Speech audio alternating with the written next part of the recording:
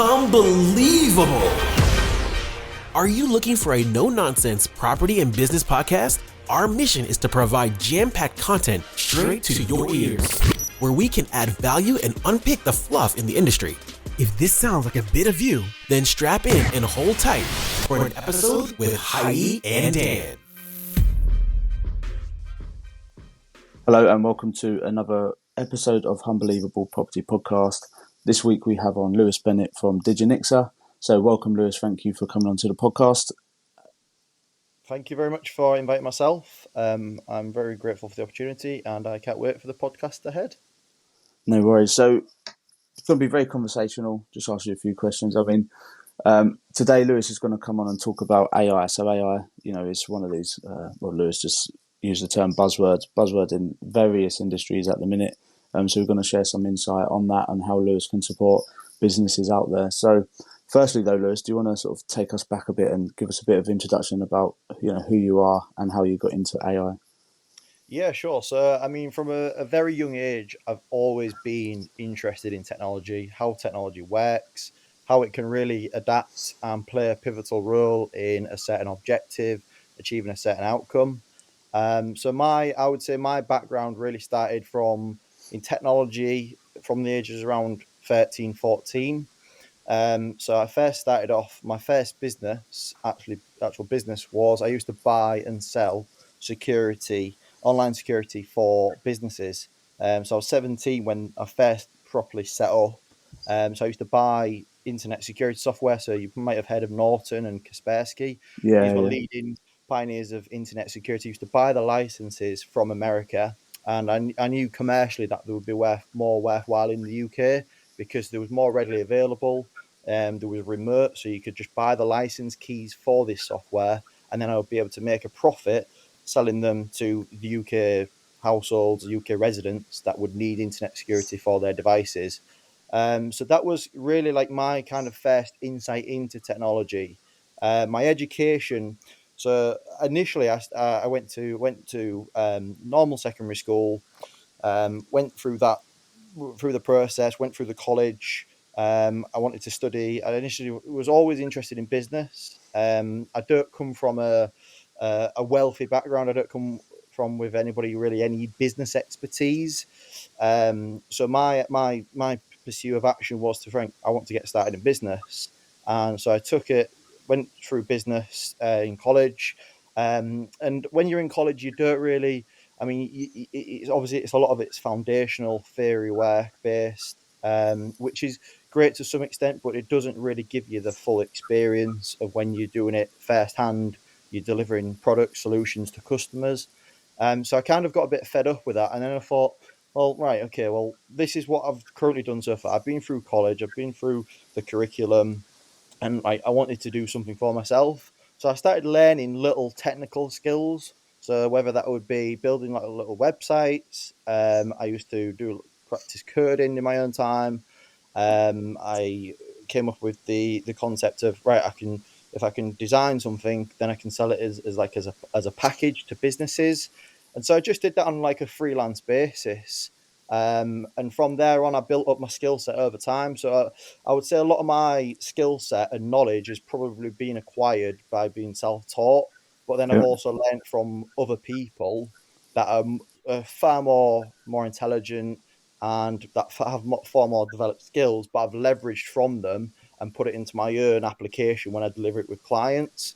So I just started to build a nice portfolio of clients. And it gave me a really interesting story, really, when I first started, because when I first started, as you know, when you first start a business, it's very difficult to get your foot in the door.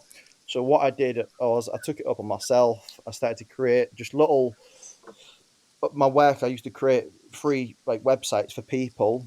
And I got paid. How I first got my first client he was an artist, and he used to do, I don't know if he still does now, but he illustrated his work. So he used to basically design illustrations as an artist for businesses.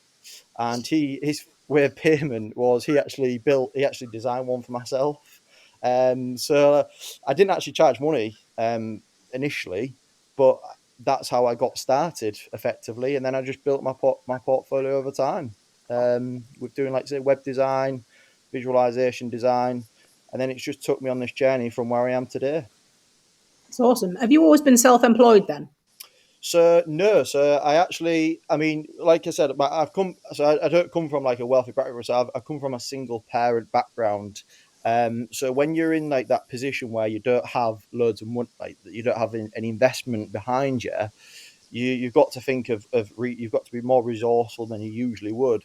So what I did was I went and did an apprenticeship in at Venus Global. And I was just doing like sales and apprentice. So I was just doing like basic computer skills, doing like admin based jobs. So that was a bit of an income to support myself as I built up my client portfolio. And then from there, I kind of like built up my client portfolio enough that I'd then viable be able to go self employed. And then as time has moved on, I've built up a solid foundational client base, which then I've also adopted new solutions for those clients, but then also grown organically that way by learning new skills in the technological era. Fantastic. So from that, you know, them early days starting out your business to Yeah. where you are now, what sort of time frame are we talking about? Yes, I mean from the ages of the ages of 17, when I went into internet security, I started like you said just buying and selling it from America. There's actually quite an interesting story, which was a big wake up call for me. In report to your question, that you actually needed a license, a commercial license. So I actually got a letter through the post from it was Norton saying that if you don't stop selling this internet security, then we'll fine you. And it was going to take me to obviously. I mean, I think they came up with like a figure. They didn't put a figure, but it was obviously quite a when you're 17 and you're getting that letter through the post. You Yeah, think, oh my god, like I don't want to get in trouble here. So from there on, like it kind of gave me a wake up call that right, everything that you do in your business needs to be very structured. You need to understand the legislation, the commercial aspect. So yeah, that was a big wake up call. So from the ages of I'd probably say 17. I mean, I always used to sell chocolate football cards in school, so I was always quite savvy in being able to earn a bit of extra income on the side. So I'd say from like 17, I did that for a year with the internet security. And then I went and did my apprenticeship from the ages of 18 to 21. And then from 21, that's when I officially went self employed after, because I built up my portfolio from there. yeah. Digenixa is 2 years old now, which is my current, which is what I work on a daily basis. And in terms of the solutions you offer to your customers, then, and we'll talk about AI Yeah, just soon. But yeah, yeah. so for those listening out there, what solutions do you offer to the customers? So with the solutions at the moment, so we build bespoke programs. Okay, so bespoke programs for businesses. So for example, like you're a property business and you're looking to grow your reach, or you're looking to really solidify your approach to ascertaining clientele, the right clientele, we would build a bespoke AI program for your business to enable you to do that, which is going to save you a lot of time. It's going to save you money. And yeah, that's in that particular area with property. In addition to that, we also do software development. So software development is quite a diverse area, but our software development is built on the basis of that we develop a program which is personalized around your business. You get a lot of software available that you can integrate into your business, but that doesn't effectively always work on the basis of that it's going to deliver that solution that you want. So we Yeah, build bespoke software programs for those businesses. And then the other solution that we really specialize in is website development. It's you see a lot of it around, but you don't see it to the extent where it's tailored. So we really go above and beyond in adapting the right features and elements for the client and the business. So we go with a strategic approach to ensure that the user experience for the business really congruently works with the business's value proposition. fantastic. So ultimately, then, so someone who's setting up a business who has a Yeah, bit of coin behind them as well. Obviously, yeah, just you don't tend to go for these things straight away all the time. But in terms of someone, if you've got a bit of money and you've got a business and you need a website design and you need a CRM or some software that's going to yeah, manage all of your leads, do all of yeah, the integrations, email messaging, as well as all the replies and actually lead magnets and lead generation, they can yeah. come to you for that to be Yeah. fully managed. Yeah, that's exactly it. So we deliver a personalized approach to those types of solutions. Every clientele that I've worked with, I can categorically say that I've always had a positive response. I know this, like say, you can get it can be this industry can be very like a lot of people over promise and under deliver. We've never done that. I've always over delivered on what I promised. And that's where, like say, that's how the business has been built today, on the reputation, going above and beyond for the existing clientele base, but also welcoming new customers into the fold and really sitting down with them, discussing what the requirements are. We adopting the solutions, because not every solution is viable for the business. So we tailor that Yeah. experience for that business. What's, So without, sorry, Dan. What's the typical startup cost? So, you was talking about that whole integrated system. Yeah. What sort of costings is around that? Yeah, so the costings around like a typical like startup system, you'd be looking from. I mean, you've got to appreciate our time, effort, the plan, the approach. So you're starting on probably around £2,000 plus for that particular set for our particular solutions.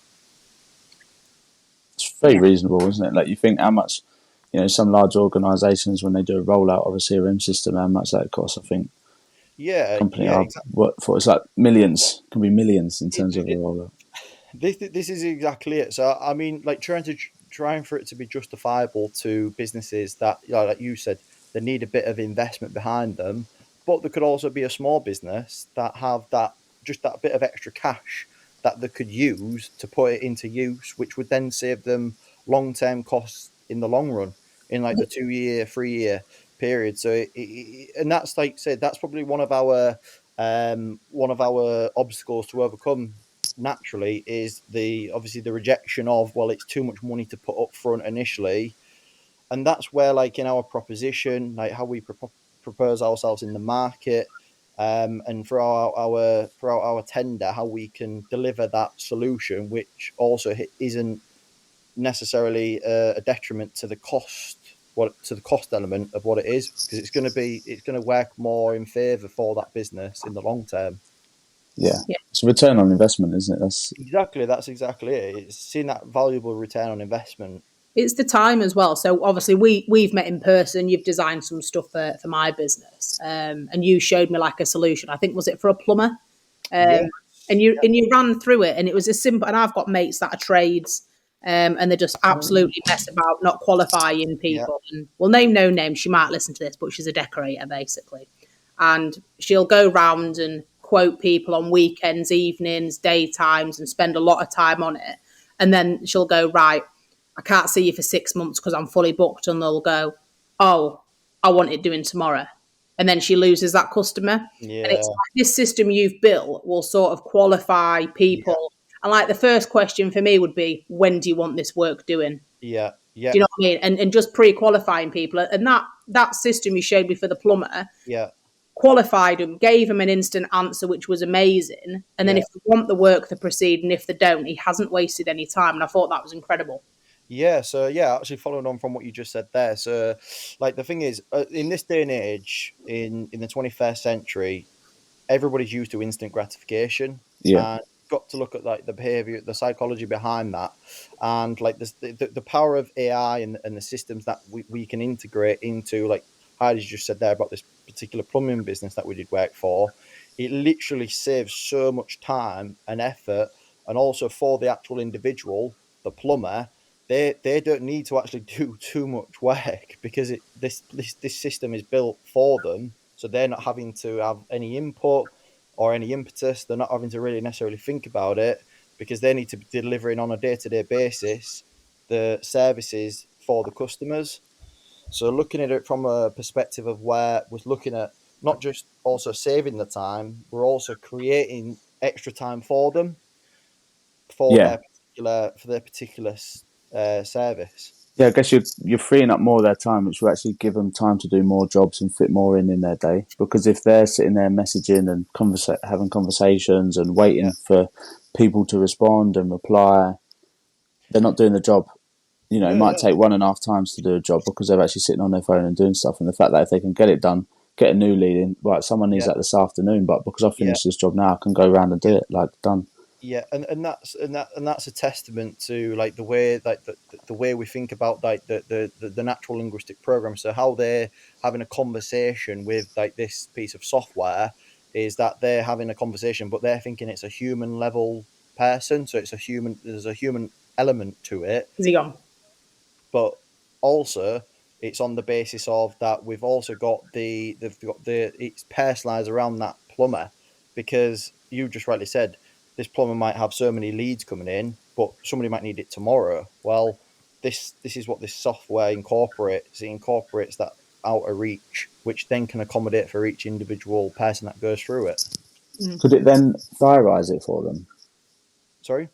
Could it then like diarise it for them? So say you've like it's gone all the way through and they say, right, I need it on this date, this type of job, Yeah. and then they sort of accept the job and then it just diarises for them for that date. Yeah. So it's all like an automated process. So it goes down to the point. So, for example, like to give you a case scenario, this could be put into any context of any particular business. But let's just use the plumber as an example. So I'm somebody who's looking for a boiler installation for my I don't know, for my commercial business, for my commercial offices, and then I'm looking right. I'll go onto this website, and then I go right. There's my postcode. It then obviously it then recognizes the postcode where it's geolocated, and then what the next step forward would be is that it then gives certain different types of suggestions that you would click on. So, for example, how many offices do you have? Is it two? Is it two different sites? If it's two different sites, it would then filter. Well, you click one site, you click on one site. That one site is right. Okay, well, what's your current installation aspect at the moment? It then has all these different types that you could click on, and it just filters. You're filtering that process down for that particular Yeah. possible client. But that for a plumber is absolutely brilliant because they're disregarding the not necessary leads or the bad leads to the actual quality leads that they can work with. I And that's suppose it technology.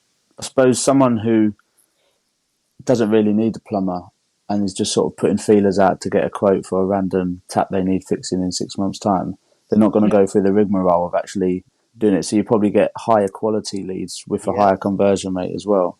yeah. That is exactly the whole concept of having that type of software integrated into that particular business. Because, like, and I'm sure plumbers will stay the same if they're listening. That they'll stay exactly the same. You get so many leads that right. I need a tap fixing in 3 months, but I mean, you don't, as a plumber, you don't want that quality of work, do you? You want the best out of the crop, Yeah. um, moving forward. And if you're providing a good automated service and a Yeah, response time, etc., because some of the issues, and I'm not saying all trades are the same, but some is just like bleeding a stone getting any information out of them. And I know they're busy, but some you're like, yeah, oh, they'd say, yeah, I can do that on this date, and then you try to reach out to them, and then you're just getting nothing. But having yeah. a good system with something that people think they're being responded to in a quick amount of time, it builds that service level and their reputation as a credible business as well. Like you said, following on from what you just said there, building that customer service level is paramount to any business, and that is what this technology enables. It enables that capability of having that transparent, cohesive approach where they're building the reputation, they're building the customer service level, and they're really showcasing not just to that customer, but they're showcasing to other customers as well. This is the service we deliver, and this is how we can deliver it, and that's the solutions that we come up with. We that's the type of work that we do for those particular businesses. I think Perfect. it minimises as well human error. And I know that we don't want robots to take over the world, but I've had trades that have come to my house for an hour measure up, really talk to me. I've chased them for a quote. They never come back to me for the quote. And it's like, this is and it's just made me, one, never go to them again, never recommend them, and actually say to people, they're not very good. And that's just either a piece of human error, or I don't know why they'd waste their own time, but that will eliminate that for trades as well, which is really good. Yeah, definitely. Yeah. I've Yeah. I've got two questions. So the first one is obviously you've spoken about the plumbing, like just as a case example. But what Yeah. sort of other sectors do you work in, and what other sectors do you think that potentially? Oh, actually, there's three questions now. Like the biggest Yeah. growth, or where you feel like right now a lot of them can benefit. And Yes. Yeah. I can't remember my other question now because I've asked two already. So I'll come back to you. Yeah, so the sectors. So, for example, like at this moment in time, we currently work with the renewable energy, the telecoms industry. We Yeah, also work with the medical health sector. We also work with real estate, so like property, and then we also work with the health, so like health and fitness. yeah, Because I've got a bit of experience in that as well. So that's really the and the plumbing and the tradesman industries. So I mean, there's such a big name of list of yeah, tradesmen, but so that's really the core industries that we work with and sectors. So like for example, like just to give you a bit of an insight, then moving on to your next question. So like renewable energy. Okay, so renewable energy is like a massive thing at the moment, especially in the UK. And you've got like, for example, you're a business that delivers solar energy, EV charging. You might do like biofuel. You might do like say you're delivering a different spectrum of different renewable energy services. Then what we do, we would create a program that would be for their potential for their client to see how much they're generating. So what are they receiving? What are the renewable energy metrics? So that's what we could do. So we could tailor that for that particular business. Where can I see AI really, really advancing? I mean, the number one is healthcare, yeah. um, because ultimately, I mean, the level of the amount of specialists in healthcare at the moment is declining, Brilliant. unfortunately, and that's just due to like educational changes. Lewis, you froze then. Sorry, can Sorry, you you hear me now? froze then. I don't know if you can edit this down or not. Okay, yeah, we'll just start the question Yeah. again. So just if you go back to where AI started advancing from. Yeah. So the real the number one key industry that I really feel will make a big change in the next 10, 15 years is healthcare. AI in healthcare. Unfortunately, the level of healthcare has declined across all different types of governing bodies, and the level of education has declined as well for specialists. I mean, you probably see on the media a lot that there's not there's a lack of doctors, there's a lack of consultants in their specialist field, and so AI in some ways will eventually become a part of that, leaving that void, because it's going to have the specialist consultants behind the AI. So people who have experience in the medical profession are also going to eventually be, I'll have the expertise and the knowledge to adopt AI into their expertise. So that's going to make a massive life change for patients, Yeah, whether it's diagnosing certain conditions, whether it's helping people like with prosthetics, or looking at the biomechanics. It's really going to make a massive shift in the yeah, healthcare and industry. it's funny you say that actually because I know two lads who went to my school. They're doing some stuff using like AI and technology, and it's about improving the admin processes and really taking out a lot of that time. Yeah, But as well as that, one of my through marriage relatives, they have a business and they use AI. It's all coded himself, but essentially what he could do is take the cost of an X-ray, which is around $35, down to $1 by using AI to yeah, determine what condition or what's happened. So it reads, I think it's about 1,000 X-rays a minute it can wow, do, but it uses AI to do that, and it yeah, obviously it filters saying that's that condition. There's nothing wrong on yeah, that one, but we don't know what yeah. that is, so that goes in the don't know pile for a consultant to check.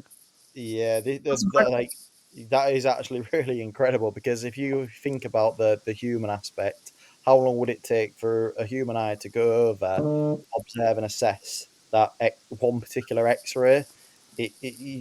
Just if you can do that in 1 minute, that is incredible. Yeah, or 1,000 in 3 minutes or something. But it's incredible. Yeah, like Yeah, ridiculous. yeah, that's the But that's way. just one part of their business as well. They also have another part of business Yeah, which is also doing really well. But it's all around AI and healthcare. yeah. It's certainly one of the biggest industries that it's going to massively revolutionize in some ways, because of the The fact connection it's on its between. arse at the minute. Yeah, yeah. Well, yeah. Unfortunately, it's not a pleasant thing to say, but yes, and that's where technology really not necessarily covers the red marks, but it helps it in some way become more streamlined and more organized. Yeah, I think one of the things is like, so for example, my dad, he's been quite poorly lately, and he's been to the doctors a few times, but they only get a 10-minute slot, which they Mm, sometimes overrun, and you can't really like if you work in sales, yeah, or Lewis, say you have a strategic meeting with a client, yeah, 10 minutes, you get no information, do you? And you can't then obviously run through the strategy, or you can't run through the sort of that piece. no, But yeah, being able to streamline the processes, free up the administrative time, and mm, implement new systems where they don't have to do as much admin or whatever, and actually allow them to spend more time with the people they need to. But yeah, what if you had, and I know other companies do, like, triage and Bupa is like mm, the 101. Imagine there was an AI software that every person who was part of the, or not part of the NHS, sorry, member of the NHS, unless it's yeah, 999, can be triaged through AI. Like these programs, it's like a qualification thing saying, what's the yeah, condition, this, that, the other. And yeah, it's not going to be perfect every time, but it will learn and it will be able to say, right, within the next amount of time, you go to here, well, it could be this, go speak to the doctor. And then that will be on your file ready for when you go and speak yeah, to the doctor. They know what, yeah, fucking hell, I'll just set up a business in my head. Let's go. Lewis, you write it, I'll sell it. Let's sack yeah, property off. yeah, But do you know what I mean? And if you qualify yeah, all of that up front, and then yeah. it's on your record, so Medical the record, doctors yeah, can see it before you go in and can yeah. discuss all of that with you. Well, it's a really interesting point you just made there, because I mean, you probably heard about, like you say, with the NHS possibly becoming privatized, the AI adoption would probably, like integration like that, would Yeah, probably only happen on the basis of it becoming privatized. yeah, And I mean, in some ways, it's great, like to have that and for it to be privatized and have that AI capability straight away. But it's just like there's a whole different, it's a whole different spectrum yeah, to deal with, and it's said not necessarily for me to say, but yeah, it would be fantastic. It would be game changing, especially for the UK, because I mean, like you look at other healthcare industries across the world. I mean, look at America, for example. A lot of it's all privatized. They're probably adopting something that you've just said into their different clinics and their inpatient centres and surgeries. So it'd be interesting to see coming from, obviously from the UK as an outsider, to see how that will work, because I'm sure in America there's probably some clinic doing a trial period, or it's already been adopted. yeah. Can imagine. Yeah, Can imagine. So, just So let's go on. You've got your I was going to say, just to bring it back to property, in terms of this is going to revolutionise the healthcare system. How do you see it revolutionising the property system? yeah. The property system. So look at property evaluation.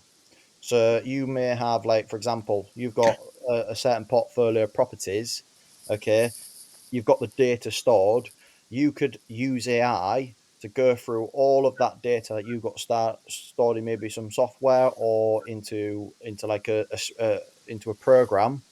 You could use AI to basically go through, look at the current market conditions, look at the current, I don't know, postcode, what the house prices have been.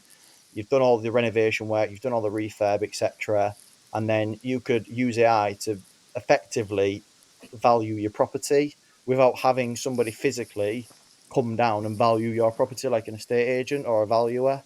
So that's one of the cases that it could be used. Automated customer service. That again, that's a really something similar that I'm already doing actually with property businesses.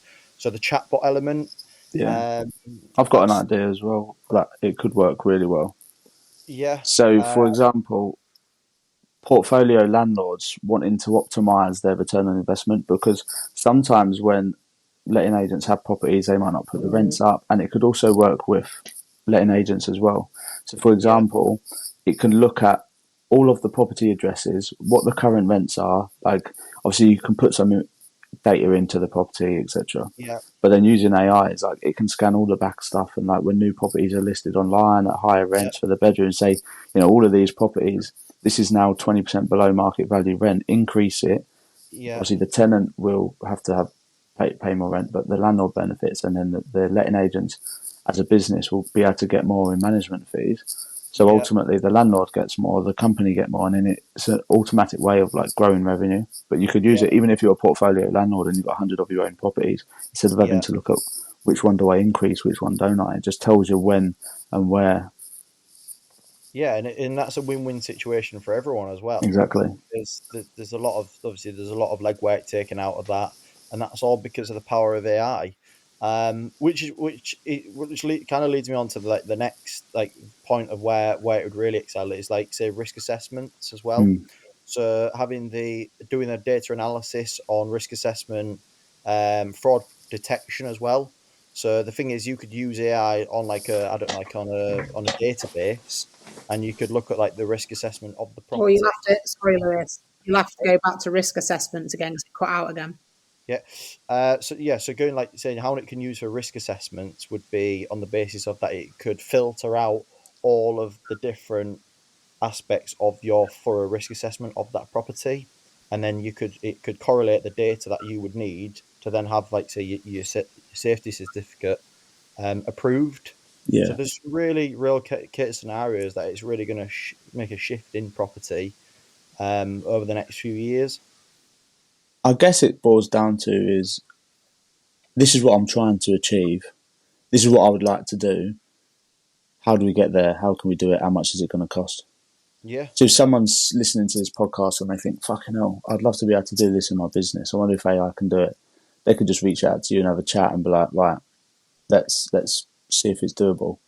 yeah, that's exactly it. So, like I say, I'm not. Like I say, our approach to new clientele and people who maybe don't have any knowledge of AI and the solutions that we offer. It's just like we'd have an informal conversation. We'd sit down with them. We'd learn about their aspirations. We would learn about what their ideas that they've got in the mind. Because usually somebody always comes up with an idea, and it's just we would then give them like a breakdown overview how this could work, how it may not work, what could we implement or what could we improvise on, and then we would throughout that conversation we would really just understand what they're looking to achieve, and then we would come up with those individual solutions for that particular person. And that's Yeah. all I've done with every client that I've worked with. It's all about our personalized approach to that client. We don't just develop one product and then distribute it out to all the different customers. Yeah. We tailor every single experience for every individual customer. Perfect. That's great. Do you know, I work in sales and I thought about 6 months ago, like with all your sales numbers, do you know your profit, your revenue per customer, per category? And I just thought there must be a massive opportunity for AI, like whether it's SAP BI or plugin or whatever, you have AI. And Yeah, for an account manager, let's say, for example, it looks at all your 100 accounts, 150 accounts in that area, and it takes the yeah, data for the last 2, 3, 4 years and said, this has gone up, this has gone down, this has been the peaks.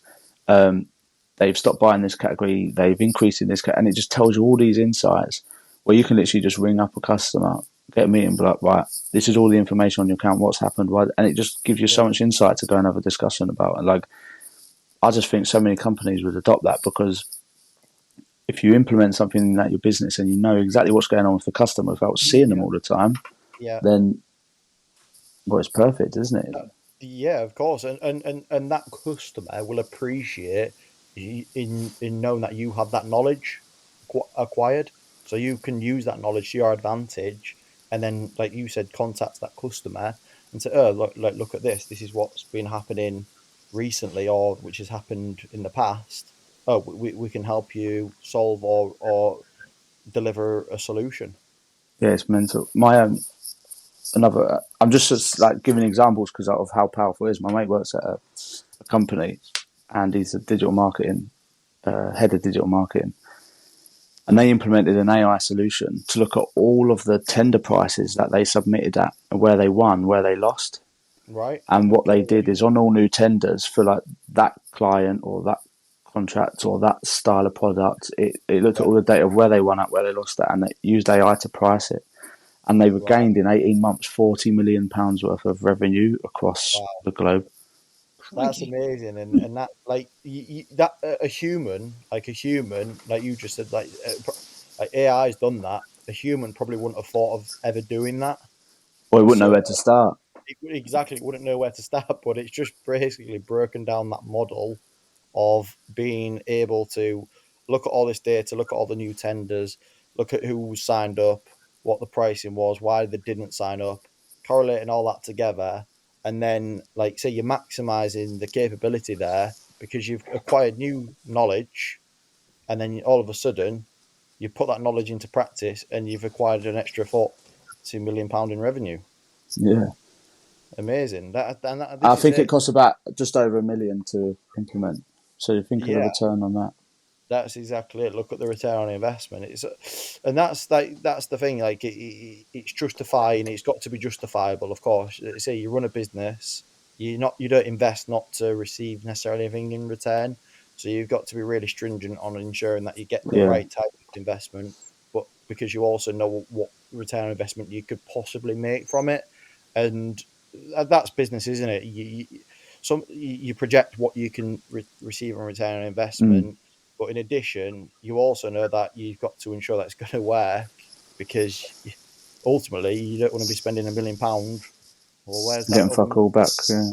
exactly? So yeah, it's interesting when you, like, say, when you put it like that, but that's the art of business.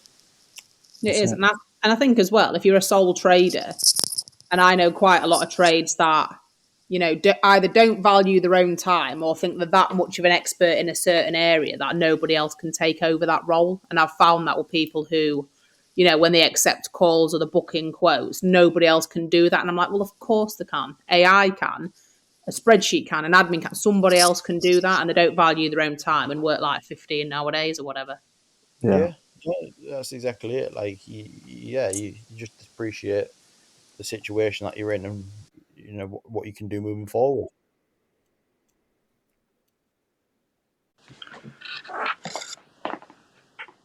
That just stopped the recording. Did you see that? Went a bit weird, but Pardon? hopefully you can edit this down. Yeah, wait, just stop that recording. It would have saved the other recording, but my phone was about to die, so I put my charger in and it just said recording was stopped. And I was thinking, what the fuck?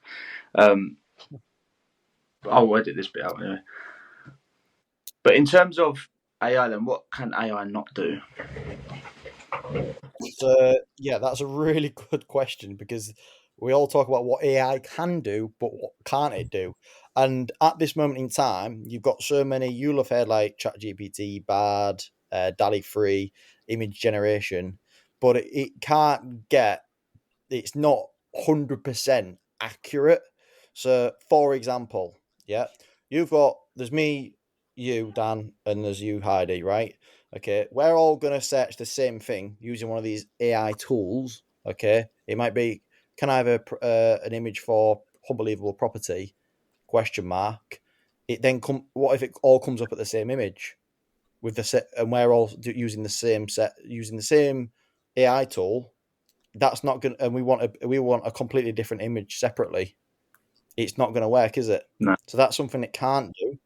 And number two, it can't, to the degree it's very, it doesn't always give you what you're looking for. So when you put in a prompt, I don't know, like Chat GPT, it doesn't always give you the most accurate pieces of information.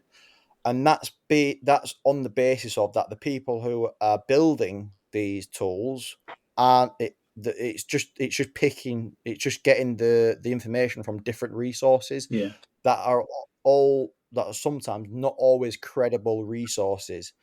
And so it's dissecting that. It's really niching that down to make sure every prompt that you ask is relevant, trustworthy resource. And that's what it can't do.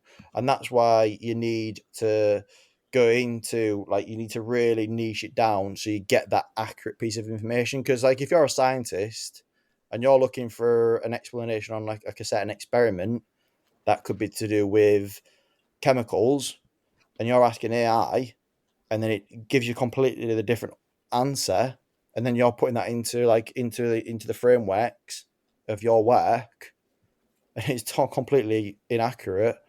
Who's to blame? You can't just blame yourself, and you can't just blame. It's both of you. Yeah. Because the human brain is still so powerful. We can't forget about that. Yeah. Mm. So, do you think that robots will replace humans? There's a place for humans. Like, I think some tasks. I don't think jobs so much. I think there's going to be tasks within certain jobs that are going to be systemized, obviously. But Yeah. So that's a really good explanation. Like, say, it's a really good analogy. Are robots going to replace humans in some areas? And yes, they will. But what will happen is with the robots, you're going to need people to work these robots. People like you're going to have people supervising robots. You can't just leave. You couldn't, like you said, if you think about a factory, okay, and you put in 100 robots in there, all them robots aren't just systematically going to be able to work. Go back again. go back to people Sorry. working the robots. Your signal. Yeah. So with the robots, like people who adopt robots into their business, if you think about it, if you put 100 robots into a factory, for example, you're going to need people to work and maintain these robots. There's going to be new roles created for that. So there's people out there that maybe is a bit skeptical, like if you're working in a car manufacturer, for example, and these robots can do a lot of the automotive engineering work. People are going to have to manage and see these, because it's not been fully. It's not been fully regulated. So, I mean, look at Boeing at the moment. They're in big trouble because of some of the components that they've been using. They've been using robots to do them, but they've not even been fitted. Some of the new planes, the Boeing planes, haven't even been fitted the Airbuses. So there's still Yeah, you have to go back to big trouble. Yeah. So with the big issue at the moment is with robots. Boeing, one of the largest airline manufacturers in the world, they've been using robots with the components of the airplanes, with the Airbuses, and some of them components haven't even been fitted properly, and they've been approved to be sent out to whoever the airline operator is, and so they're in big trouble because they're using robotic technology. And I mean, they've had one of the biggest reputations for the past since they've been operating as a trustworthy, reliable airline manufacturer, and now you've adopted a robotic piece of technology into the business. It's kind of backfired in some ways, Yeah, and then that's why they're in big trouble. So it's still a very early days, but this is where the sophistication comes into the element of ensuring that the robots are regulated, and at this moment in time, it's not very regulated at all. yeah. Yeah, it's a great one. I think Which is crazy. I think that's an interesting point, actually. Like, there is still a place for humans, because that's the biggest worry, isn't it? Have you Yeah. you got any additional questions, Heidi? No, just one last point though. But jobs have always evolved. Like I said about car manufacturing, someone used to make things. Now robots do, but people still work there. Jobs will be created. It'll just be a different job. Like us three working jobs that probably weren't warranted 10, 15 years ago, 5 years ago. So yeah, I think it'll just change. But no, my sort of last question we sort of ask at the end is like a little charity shout out. So if you've got a charity you'd like to give some attention to. Yeah, sure. So gingerbread, so like coming from a background that I did, I've never, I don't have a dad. So he left when I was 5 years old. Kind of like just separated away from like the family, moved away. So I was brought up as a single child with my mum. So gingerbread, they are a charity that supports single parents who need either like advice, support, investment. So yeah, that's who I would shout out to them is gingerbread. That's awesome. I've never heard No, of them, so thank you. yeah, we'll put the link Yeah. in Yeah. the show notes. And Lewis, how can people find you? Yeah, so people can find me on LinkedIn. So I'm on LinkedIn, Lewis Bennett. And then you can also find me a little bit about myself on my website, which is www.digenixa.com. And then any socials, like say I'm on Facebook, but LinkedIn's the best one to probably find me on and connect with me. Awesome. Thank you very much Thanks for that. very much. Thank you very much for your time. Very much appreciated. And yeah, hopefully it all goes well. Unbelievable. Thank you for joining us this week. We hope we added value to your day. Stay tuned and see you next time for another unbelievable episode. See you next time.